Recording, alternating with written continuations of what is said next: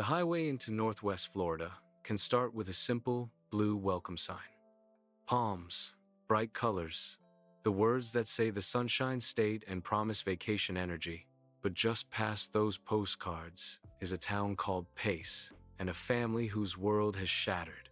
Tonight, we are talking about 14-year-old Danika Troy. I am Tim B, and this is True Crime Animator Studio. Before we go any further, gentle warning. This story involves violence against a child. I will keep the details non-graphic, and I will not show the accused minors. We are going to keep the focus where it belongs, on Danika and her family. Danika lived in Pace, in Santa Rosa County, not far from the Alabama line. Friends and family describe her as funny, bright, and a little bit dramatic in the best way. She loved Snapchat filters, music, and talking about crushes the way many teens do. According to her mom, Ashley, Danika had one big Christmas wish. She just wanted to be in love for Christmas. That wish sounds sweet, almost cheesy, until you know how it was used against her. The boy she liked was a classmate, a little older, charming in that teenage way. Ashley says he had been messaging her for about 3 months. Flirty texts, private calls, telling Danika what she wanted to hear. To a 14-year-old heart that can feel like the whole universe. Danika had snuck out before, and like many parents, Ashley had grounded her for it. Not because Danika was some out-of-control kid, but because boundaries are part of parenting. On this night, late in November, Danika believed she was sneaking out for love. She took her electric scooter and slipped out into the dark. She thought she was heading toward a secret meetup with the boy she loved. What investigators say she walked into was a trap. The next morning, Ashley went to wake her daughter and found an empty room. No Danika, no scooter, and no note. She did what parents are told to do. She reported her daughter missing. At first, law enforcement treated it like a possible runaway situation. A teenager, a history of sneaking out, and a missing scooter can look like a choice. But Ashley insisted this was not a girl who wanted to disappear. The last night of November turned into the first morning of December with no sign of Danika. While family and deputies were looking for a runaway, something much darker had already happened. At a press conference, Sheriff Bob Johnson said Danika was killed the night she left home. Investigators say 2 boys from her school lured her into a wooded area off a quiet road. The older boy had allegedly stolen his mother's handgun ahead of time. Police say this was not a sudden argument, but a planned attack. In that patch of woods, away from houses and lights, Danika was shot. Afterward, according to authorities, her body was set on fire. That is as far as we are going to go with the physical details. She was a child, and she deserves more dignity than a list of injuries. The 2 accused boys are also teenagers, around 14 and 16 years old. Because they are minors, and because this case is still moving through the courts, I am not naming them. It is enough to know that they were not strangers in a van. They were kids from her own everyday orbit. People she thought she knew. Days later, an adult man walked into those woods and stumbled onto the crime scene. He saw the burned remains of a child and the scooter lying nearby. According to an arrest report, he left the body where it was, but took the scooter home. Think about that for a second. Faced with the worst thing you could see, he allegedly treated part of the scene like free property. He later told investigators that people in the house told him to call law enforcement. He did not call, and deputies say the scooter was eventually found in a back room. That man is now charged with petty theft and failure to report a death. It adds another layer of heartbreak, because the adults in this story had choices too. While all of that was unfolding, detectives were piecing together Danika's last hours. They followed digital breadcrumbs from her phone and social media accounts. Messages with classmates, screenshots, and location data started to map out the night. Investigators say they saw a pattern of manipulation from the boy she liked. 3 months of leading her on. then inviting her to meet him in a secluded place. He allegedly told her to sneak out alone. No parents, no friends, no public hangout. Those choices set up exactly the level of isolation that abusers and predators rely on. As for motive, the story gets even more disturbing in a different way. In statements described in court documents, the boys reportedly blamed social media drama, blocking, rude posts, hurt feelings, the kind of online nonsense most teens forget by Friday. Sheriff Johnson has publicly said that explanation does not match the facts they are seeing.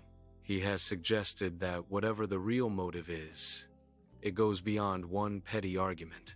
And here is the part that sticks in everyone's throat. Either there was a darker, hidden plan, or this really did happen over almost nothing.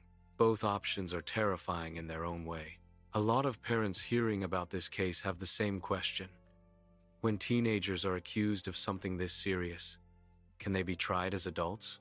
In Florida, the answer is sometimes yes. There is a law called Florida Statute 985.557. It allows prosecutors to move certain serious juvenile cases into adult court. For kids as young as 14 or 15, that list specifically includes murder and manslaughter. For 16 and 17-year-olds, prosecutors have even broader discretion. In press conferences, Sheriff Johnson has pushed the idea of adult crime, adult time. That means the state is looking at whether to charge these boys in adult court. For now, they are held through juvenile channels while prosecutors review the evidence. While lawyers and officials argue about legal categories, Ashley is just trying to breathe. She has talked about the way Danika trusted that boy. She said he had her heart, and that her daughter would have done anything for him. She also has an 8-year-old daughter now trying to understand why her big sister is gone. Imagine trying to explain to a child that love is real, but some people use it as a weapon. At a vigil held at Avalon Baptist Church in nearby Milton, people tried to hold each other up. Friends, classmates, neighbors, and strangers lit candles for Danika. One friend said she should still be here, laughing and dreaming about her future. It is the kind of sentence that sounds simple until you picture the empty desk at school. Online, the case has exploded on TikTok, Instagram, and true crime feeds like this one. People share edits of Danika's photos with captions about her Christmas wish. They talk about betrayal, first love, and how quickly a crush turned into a nightmare. I want to be really clear about something. Danika was not a headline or a cautionary meme. She was a kid. She giggled with friends, fought with her mom about curfews, and daydreamed about romance. She should have been worrying about midterms and holiday outfits, not her own safety. So what do we even do with a story like this? If you are a parent or older sibling, please do not make the takeaway. Just punish harder. Grounding has its place, but fear alone does not keep teens safe. Talk about feelings as real, even when they are intense or messy. Make it normal for your kids to say, "I like someone. I am sneaking texts with them." Also talk about red flags that do not look like strangers in vans. Sometimes danger looks like a classmate texting, "Come meet me," but only if you are alone. If someone always wants secrecy, no public places, no other friends, that is a warning sign. Teach kids that the right person is proud to be seen with you in daylight. And adults, we have to model basic morality too. If you ever stumble across something horrifying, you call for help immediately. You do not treat part of a crime scene like a lucky find to take home. The man who took that scooter is not accused of murder, but his choices still matter. They send a message about what kind of behavior we tolerate around tragedy. Legally, this case is still unfolding, and everyone is entitled to due process. The teenagers accused have lawyers and a court system that will decide what happens next. Justice for Danika is not about internet mobs going after minors. It is about a careful process that respects the truth and the people hurt by it. For Ashley, there is no sentence long enough to bring her daughter back. Her words echo in every article and every post about this case. She just wanted to be in love for Christmas. That one sentence captures the softness that was turned against Danika. To me, there is a specific kind of evil in weaponizing someone's tenderness. Danika did not die because she was reckless or foolish. She died because she trusted. The responsibility for that sits with the people who allegedly planned and carried out violence. Our job, as adults and as a community, is to make trust less dangerous for the next kid. So say her name with care, and when you talk about this case, keep her human. If you are watching this with a teen, maybe pause after this and ask how they feel.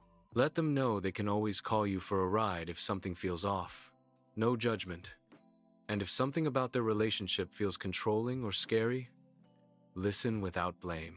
Thank you for spending this time honoring Danika rather than just consuming a story. If you want more thoughtful true crime deep dives, you know what to do. Like, subscribe, and share this video. But most importantly, share the conversation. I am Tim B. This is True Crime Animator Studio, and I will see you in the next episode.